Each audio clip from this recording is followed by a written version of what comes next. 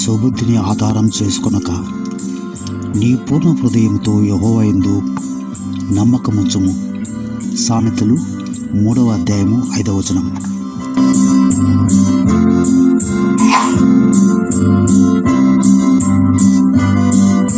కష్టాలు, సమస్యలు, ఊహించని తీవ్ర పరిణామాలు ఎదురైనప్పుడు ఎలాంటి నిర్ణయాలు తీసుకోవాలోనని ఆందోళన పడడం కంటే మన స్వబుద్ధిపై ఆధారపడకుండా దేవుని యందు పరిపూర్ణమైన విశ్వాసంతో, నమ్మకంతో ఆయన దృష్టికి తీసుకెళ్ళడం నీతిమంతుల లక్షణం.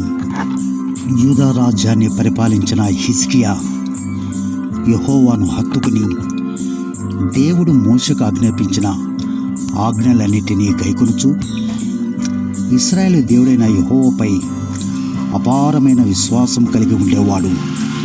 అష్షూరును పరిపాలించిన రాజు తన సేనతో యెరూషలేము మీదకు వచ్చాడు.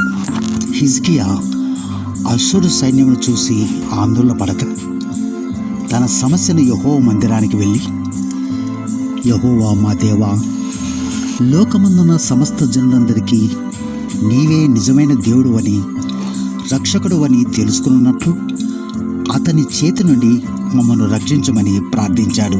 దేవుడు హిజ్కియా ప్రార్థనను ఆలకించి ఆ రాత్రి తన దూతను అష్షూరు సైన్యం మీదకి పంపి 1,85,000 మందిని ఒక్క రాత్రికే మట్టు పెట్టించాడు. అష్షూరు రాజు దేవుని కార్యానికి భయపడి వెనుతిరిగిపోయాడు. కీర్తనలు 55:22లో నీ భారము యెహోవా మీద మోపుము, ఆయనే నిన్ను ఆదుకొనును, నీతిమంతులను ఆయన ఎన్నడూ కదలనీయుడు అని వాక్యం చెబుతున్నది. ఎల్కానా భార్య హన్నా తనకు పిల్లలు కాలేదని అవమానంతో కృంగిపోయి బాధపడుతుండేది. ఆమె భారంగా యెహోవా సన్నిధిలో మొరపెట్టుకున్నది. దేవునితో తను ఒక నిబంధనను చేసుకున్నది.